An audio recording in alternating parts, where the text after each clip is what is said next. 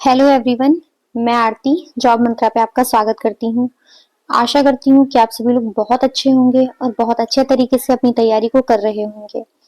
हमने स्टार्ट किया है समीक्षा अधिकारी, सहायक समीक्षा अधिकारी, कंप्यूटर असिस्टेंट और अपर निजी सचिव के प्रीवियस ईयर में अब तक हिस्ट्री से जो क्वेश्चन पूछे गए हैं, हिस्ट्री पे प्रीवियस ईयर के अब तक 3 वीडियो इसके पहले आ चुके हैं। अगर आपने उनको नहीं देखा है तो आप एक बार जाएं, उनको भी देख लें।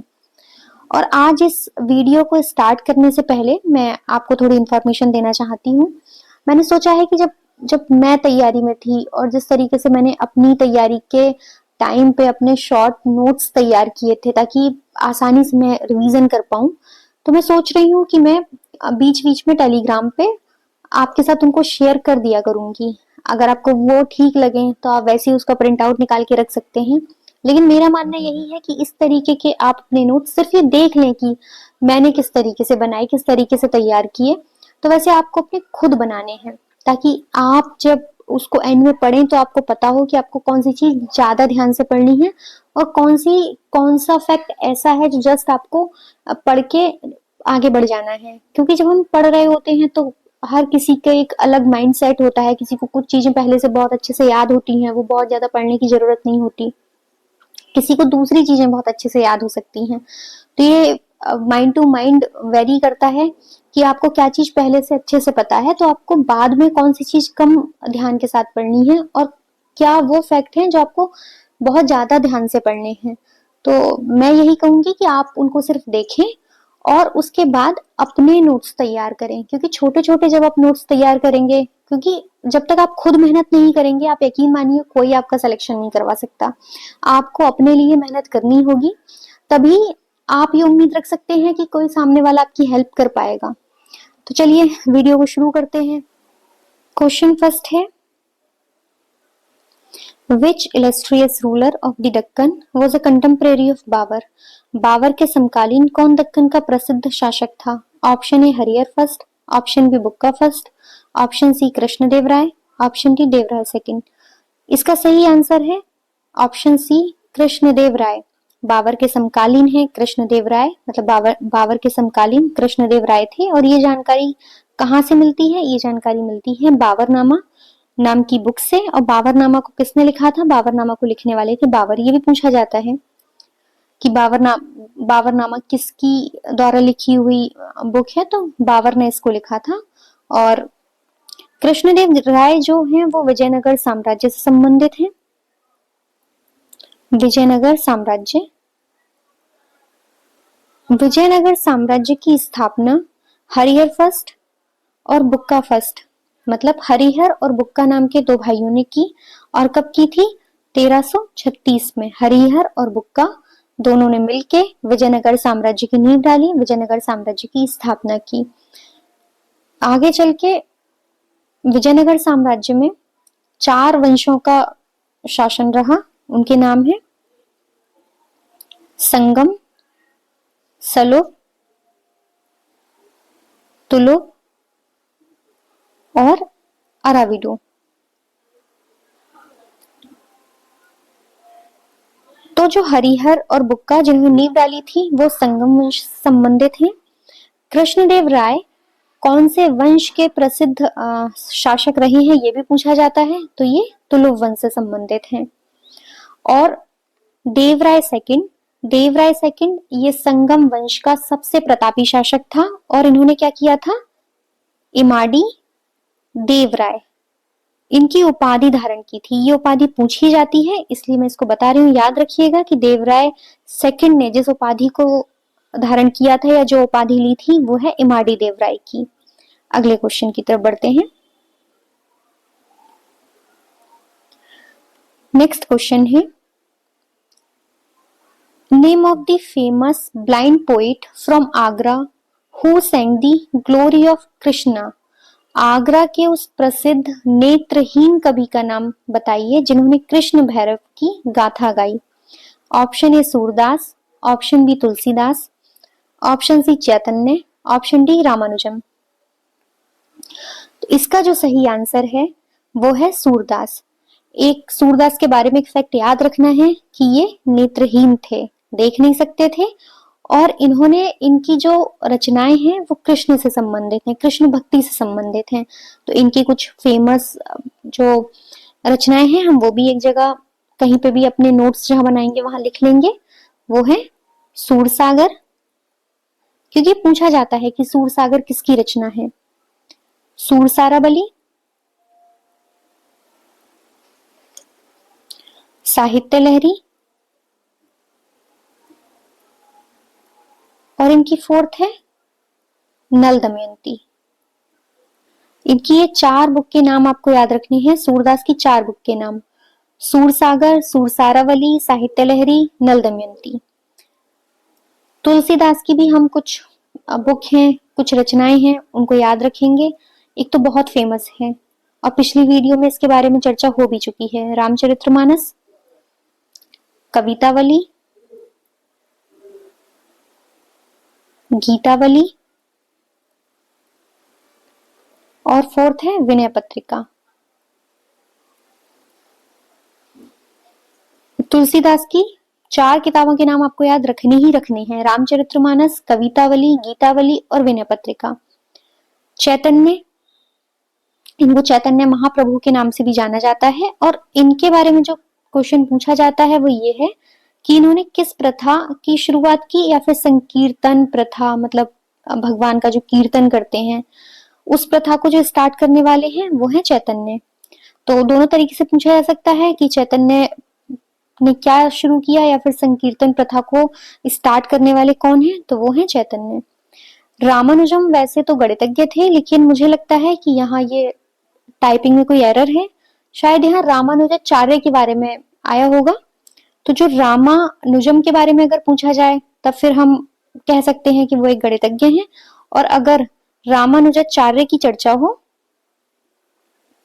तो उन्होंने विशिष्ट द्वैतवाद का एक सिद्धांत दिया था। हम इन सारे सिद्धांतों के बारे में भी चर्चा करेंगे अपनी किसी वीडियो में कि किस सिद्धांत को देने वाले कौन थे। यहाँ आपको ये याद रखना है कि रामानुजाचार्य इन्होंने विशिष्ट द्वैतवाद, विशिष्ट द्वैतवाद इसकी स्टार्टिंग की थी। नेक्स्ट क्वेश्चन, हमारा तीसरा क्वेश्चन है, the community of warrior called Khalsa was organized under which Sikh guru. Khalsa कहे जाने वाले योद्धाओं का समुदाय किस सिख गुरु के अंतर्गत बना। Option A Guru Arjun Dev ji, option B Guru Tegh Bahadur, यहाँ तेज नहीं तेग बहादुर होगा, गुरु तेग बहादुर जी, ऑप्शन सी गुरु गोविंद सिंह जी, ऑप्शन डी गुरु हरगोविंद जी। तो खालसा के बारे में अगर हम बात करें तो खालसा पंथ की शुरुआत करने वाले थे गुरु गोविंद सिंह जी। ये सिखों के 10वें गुरु थे, क्योंकि ये भी पूछा जाता है कि सिखों के 10वें गुरु कौन थे, तो ये फैक्ट भी याद रखना है कि सिखों के जो 10वें गुरु थे वो थे गुरु गोविंद सिंह जी।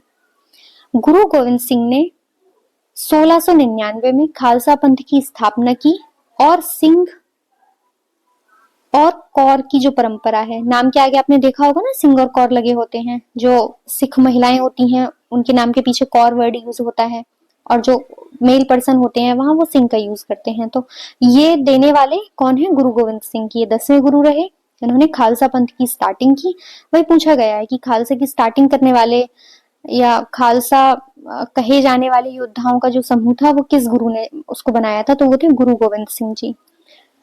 गुरु अर्जुन देव जी, एक तो इनके समय पे जो इन्होंने बनाया था वो था गोल्डन टेम्पल, जिसके बारे में आप सभी लोग जानते हैं, और दूसरा आदि ग्रंथ, सिखों का एक ग्रंथ है जिसको आदि ग्रंथ के नाम से जाना जाता है, आदि ग्रंथ। आदि ग्रंथ को भी आदि ग्रंथ की भी जो रचना की थी वो किसने की थी, गुरु अर्जुन देव ने। गुरु तेग बहादुर, इनके बारे में पिछली वीडियो में चर्चा हुई थी कि औरंगजेब ने इनकी हत्या करवा दी थी। तो यहाँ इनसे जो फैक्ट पूछा जाता है वो ये है कि औरंगजेब ने किस सिख गुरु की हत्या करवाई, तो गुरु तेग बहादुर की हत्या करवाई। और गुरु हरगोविंद जी, इन्होंने क्या किया था, इन्होंने सिखों में सैन्य शिक्षा प्रारंभ की। दूसरा, इन्होंने अकाल तख्त का निर्माण किया। देखिए सिखों के जितने भी गुरु हुए हैं और उनसे कौन से फैक्ट पूछे जाते हैं, उन्होंने किसी चीज की स्थापना की हो या कुछ नई नई स्टार्टिंग की हो, तो मेरे एक शॉर्ट नोट्स बने हुए हैं, तो मैं आज टेलीग्राम में शाम को उसको शेयर करवा दूंगी। ठीक है, चलिए नेक्स्ट क्वेश्चन की तरफ बढ़ते हैं। इसका जो थर्ड का जो सही आंसर है वो है गुरु गोविंद सिंह जी, जिन्होंने खालसा पंथ की स्टार्टिंग की।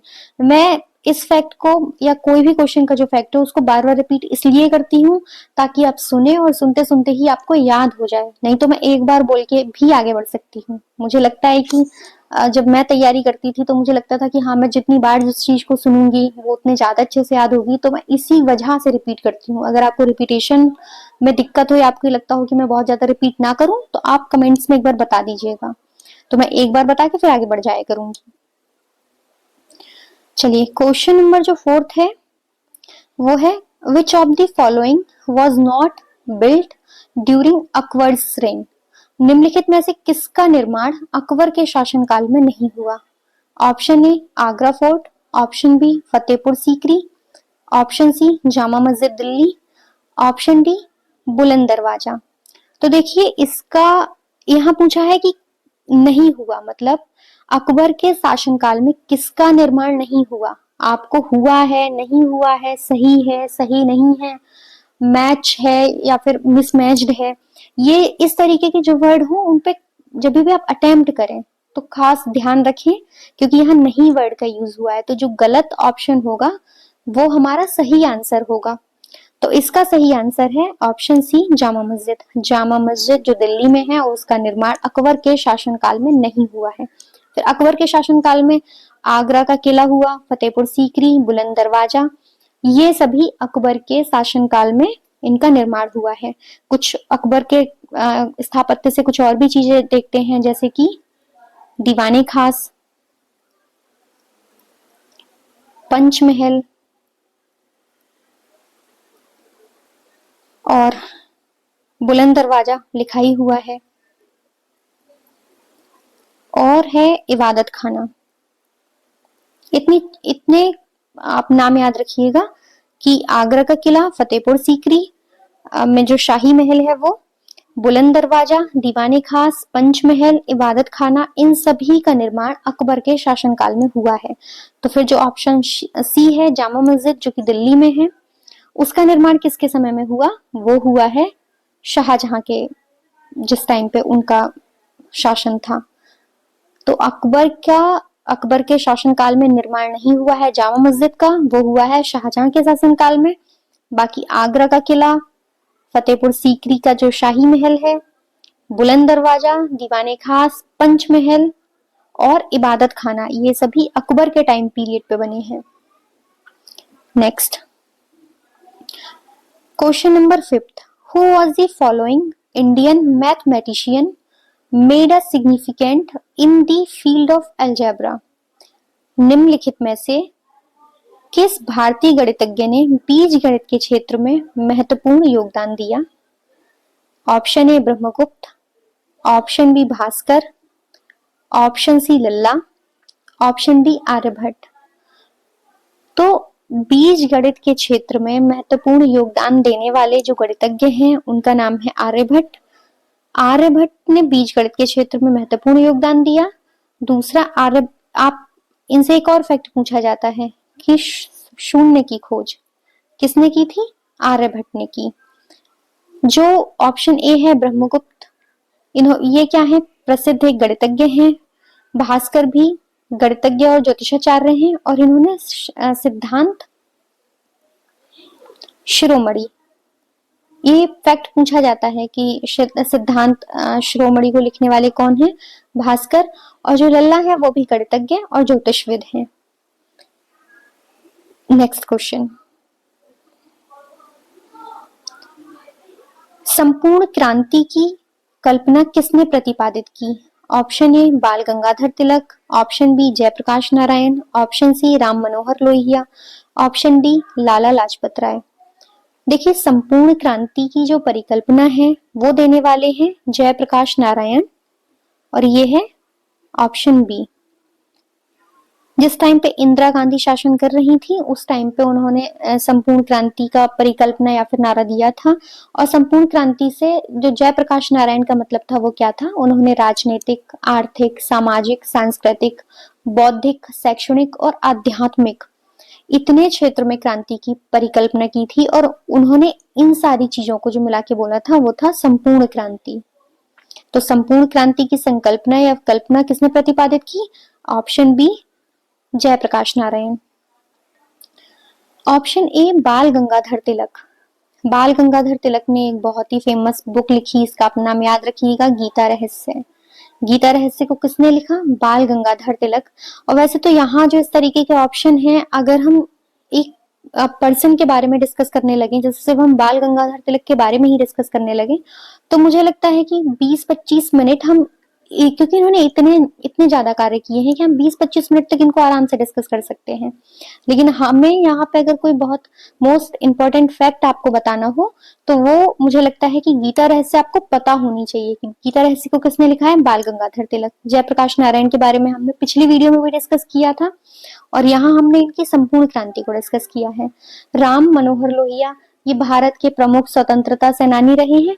और लाला लाजपत राय, इन्होंने एक तो पीएनबी बैंक की स्थापना की, पंजाब नेशनल बैंक। और दूसरा, जो कांग्रेस के दो दल बने थे, एक को हम गरम दल के नाम से जानते हैं, एक को नरम दल के नाम से जानते हैं।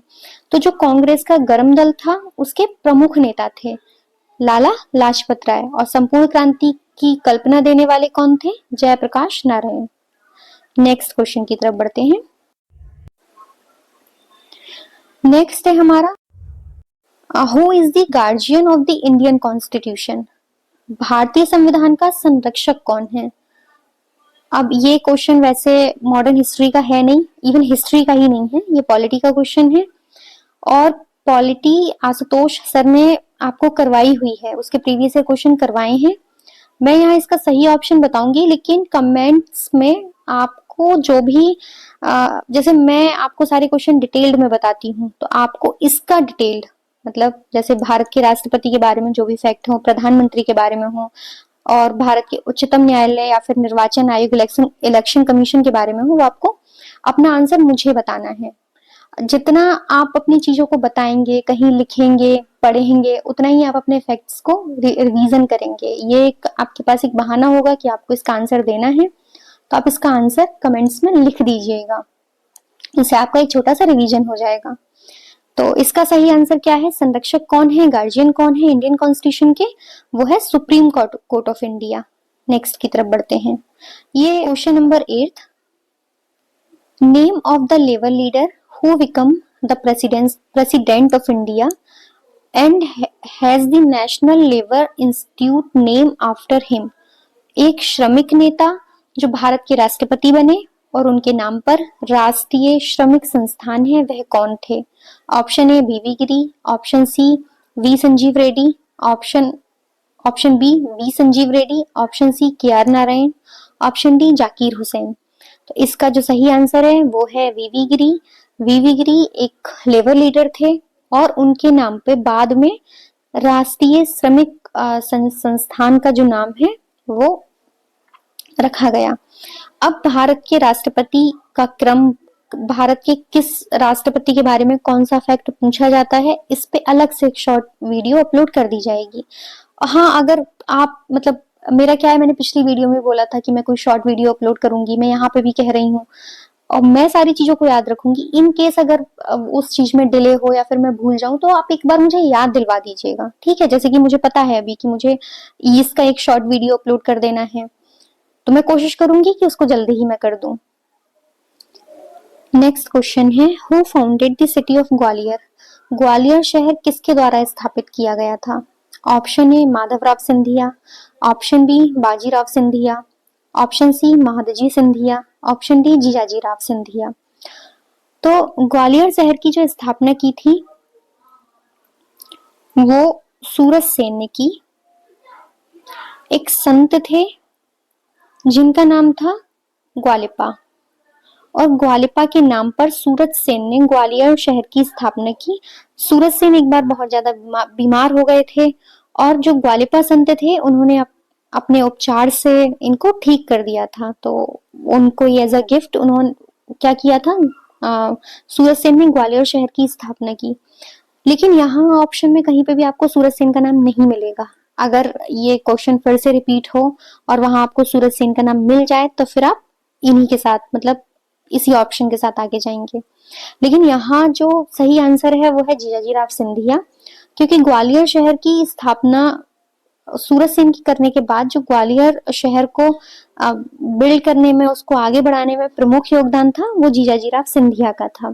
तो ग्वालियर शहर की स्थापना के साथ अब दो फैक्ट याद रखेंगे, सूरज सेन का नाम और दूसरा जीजाजीराव सिंधिया का। देखिए आज मैंने आपके साथ जो भी क्वेश्चन डिस्कस किए हैं, तो आप ये बताएंगे कि आपका स्कोर कितना रहा, आपके कितने सही थे कितने सही नहीं थे। और मेरे जो पढ़ाने का तरीका है, आपको पढ़ाना तो मैं नहीं बोलूंगी, मेरे जो डिस्कस करने का तरीका है आपके साथ, वो आपको ठीक लगता है या नहीं ठीक लगता है, और आपको क्या इम्प्रूवमेंट चाहिए, तो वो आप मुझे एक बार बता दीजिएगा। तो मैं कोशिश करूंगी कि चीजों को थोड़ा और इम्प्रूव करूं। तो आज के लिए इतना ही, धन्यवाद।